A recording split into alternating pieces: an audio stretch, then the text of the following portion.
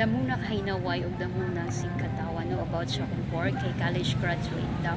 So at least dili ko illegal. So nagtrabaho para makaprovide sa mga needs. No, dili ko wala ko yung ni. So unlike sa usama natin pagwana wala man cute tay masudlan ng work kay because of backer even sa mga store.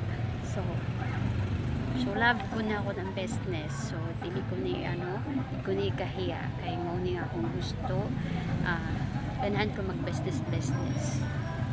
So kung saan yung opportunity i-accept na ko. So oportunidad na ko ni sa pagtrabaho para ma-experience na ko ang unsa gid ang kay kung di ka maningkamot so wala kay himo no dili ka mo progress dili ka magiging successful.